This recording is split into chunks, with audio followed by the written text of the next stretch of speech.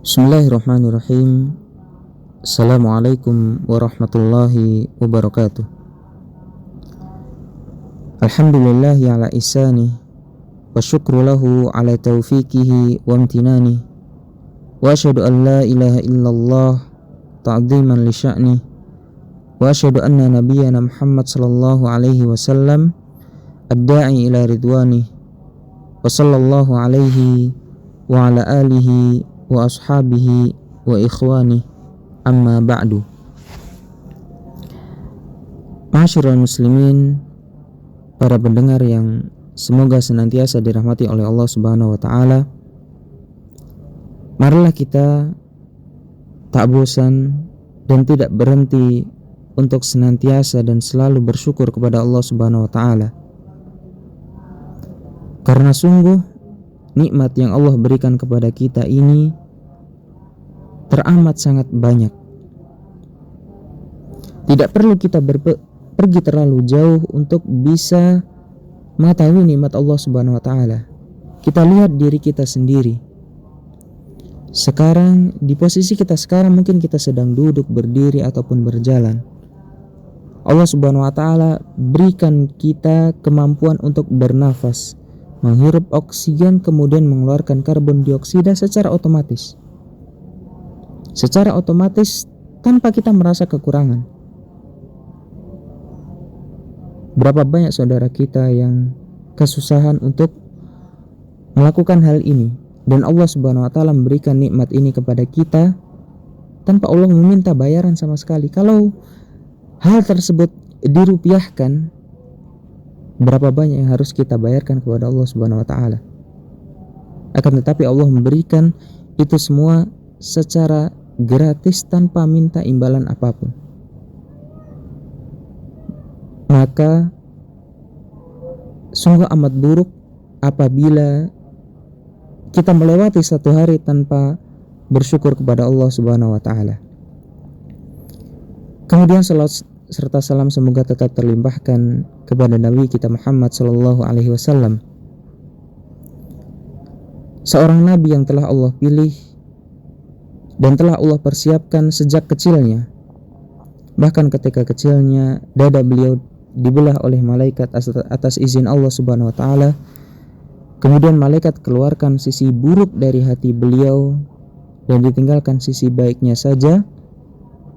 Malaikat cuci hatinya sehingga dari kecil beliau telah tumbuh menjadi seorang pribadi, menjadi seorang calon nabi yang paling mulia yang Allah siapkan untuk kita. Dan alhamdulillah Allah berikan nikmat tersebut bagi kita untuk bisa menjadi umat Nabi Muhammad sallallahu alaihi wasallam. Semoga Allah Subhanahu wa taala pertemukan kita dan kumpulkan kita bersama beliau sallallahu alaihi wasallam di surga firdausnya, surga yang paling tinggi dengan tanpa hisab. Amin amin ya rabbal alamin. Ma'asyiral muslimin, para pendengar yang semoga senantiasa dirahmati oleh Allah Subhanahu wa taala. Kecintaan Allah atau keridhaan Allah Subhanahu wa taala tentu sangat kita harapkan sebagai makhluk. Karena dengan kecintaan dan keridhaan Allah Subhanahu wa taala tersebut, kita bisa memasuki surganya. Kita bisa mendapatkan nikmat lahir dan juga nikmat batin. Lalu bagaimana cara kita mendapatkan kecintaan atau keridhaan dari Allah Subhanahu wa taala?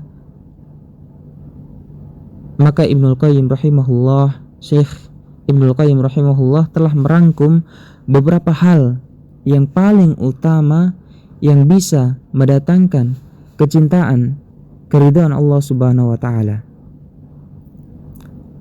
Di antara hal-hal tersebut yang bisa mendatangkan kecintaan Allah Subhanahu wa taala, yang pertama adalah qiraatul Qur'ani bitadabbur wat tafahum lima'anihi wa ma urida bih.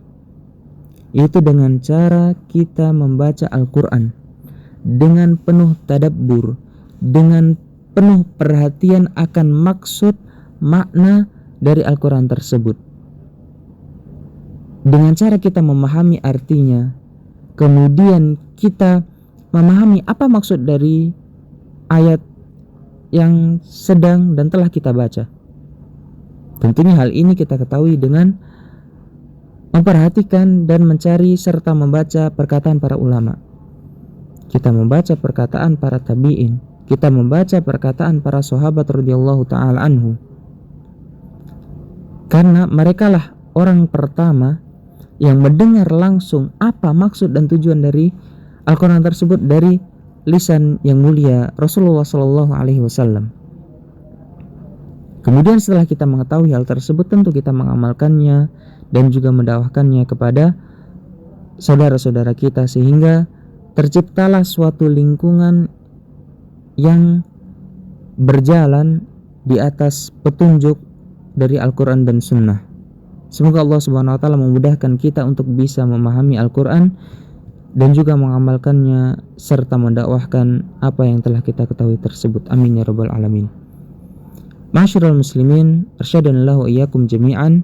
Perkara yang kedua yang bisa mendatangkan kecintaan Allah Subhanahu wa Ta'ala adalah at-taqarrub ilallahi bin nawafil ba'dal faraid, yaitu dengan cara mendekatkan diri kepada Allah Subhanahu wa Ta'ala dengan perkara-perkara sunnah setelah perkara-perkara yang Allah wajibkan kepada kita.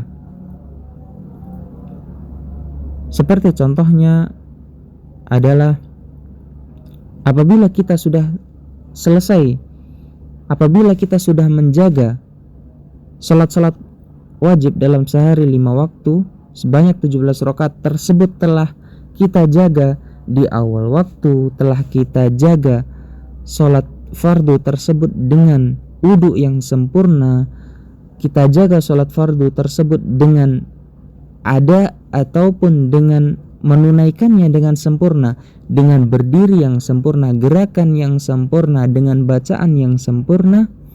Kemudian kita lanjutkan dengan kita mengerjakan salat nafilah, yaitu salat-salat sunnah, baik itu salat qobliyah, salat ba'diyah, salat duha, salat witir, ataupun salat tahajud dan salat-salat yang lainnya.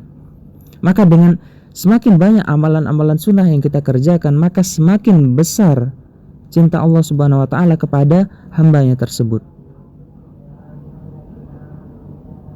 Contoh lainnya adalah puasa. Apabila kita sudah mengerjakan puasa Ramadan, kemudian kita tambah puasa Ramadan tersebut dengan puasa Syawal, misalkan 6 hari di bulan Syawal, kemudian kita tambah dengan puasa Senin Kamis, kita tambah dengan puasa Daud, kita tambah dengan puasa Ayyamul Bid, maka semakin banyak amalan sunnah yang kita kerjakan, semakin besar cinta dari Allah Subhanahu wa Ta'ala yang akan kita raih. Ma'asyiral muslimin, hal ketiga yang bisa mendatangkan cinta Allah Subhanahu wa Ta'ala adalah dawamu dzikrihi ala kulli halin, yaitu senantiasa mengingat Allah Subhanahu wa Ta'ala di segala kesempatan. Di segala kesempatan. Bil lisani wal qalbi, baik itu dengan lisan, dengan lidah kita, ataupun dengan hati kita. Dengan kita mengucapkan hamdalah misalkan, dengan kita mengucapkan istighfar misalkan, dengan kita mengucapkan isti'adah, dan ucapan-ucapan atau perkataan-perkataan zikir lainnya yang telah Nabi kita Muhammad SAW ajarkan. Ataupun dengan hati kita, dengan senantiasa kita mengingat serta mensyukuri dan mengakui nikmat-nikmat yang telah Allah berikan kepada kita. Wal amali wal hali, ataupun dengan perbuatan. Misalkan setelah kita mendapatkan nikmat dari Allah Subhanahu wa Ta'ala, kita sujud syukur misalkan, ataupun ketika kita sedang mendapatkan atau sedang berada di posisi yang sulit antara dua hal, kemudian kita wudu dengan wudu yang sempurna, kemudian kita salat 2 rakaat. Setelah itu kita meminta petunjuk kepada Allah Subhanahu wa Ta'ala. Itu merupakan beberapa amalan untuk berzikir kepada Allah atau untuk mengingat Allah Subhanahu wa Ta'ala, yang tentunya dengan banyaknya amal yang kita kerjakan tersebut, dengan banyaknya zikir atau dengan semakin banyak kita mengingat Allah Subhanahu wa Ta'ala, maka tentu Allah Subhanahu wa Ta'ala akan mengingat kita. Dan tentu apabila kita mengingat selalu mengingat seseorang, maka itu tanda bahwasanya kita mencintai orang tersebut. Maka apabila kita selalu mengingat Allah, berarti kita mencintai Allah Subhanahu wa taala. Dan apabila kita mencintai Allah Subhanahu wa taala, maka Allah akan lebih cinta lagi kepada kita. Semoga Allah Subhanahu wa taala memberikan taufiknya kepada kita, memberikan hidayahnya kepada kita untuk senantiasa dan terus mengingat Allah di segala kondisi, di setiap kesempatan, dan di setiap waktu yang kita punya, sehingga waktu-waktu yang berjalan di kehidupan kita senantiasa terisi dengan amalan-amalan yang baik, senantiasa terisi dengan amalan-amalan sunnah. Masyarul muslimin, para pendengar yang dirahmati oleh Allah Subhanahu wa taala, mungkin pada kesempatan kali ini tiga hal ini saja yang bisa Anda sampaikan, yaitu yang pertama adalah dengan cara membaca Al-Quran dengan penuh tadabbur. Kemudian yang kedua adalah kita mendekatkan diri kepada Allah Subhanahu wa taala dengan amalan-amalan sunnah. Dan yang ketiga adalah senantiasa berzikir atau mengingat Allah Subhanahu wa taala di manapun dan kapanpun, kecuali di tempat-tempat yang Allah Subhanahu wa taala telah larang. Masyarul muslimin, arsyadallahu wa iyyakum jami'an. Mungkin hanya ini saja yang bisa kita pelajari pada kesempatan kali ini.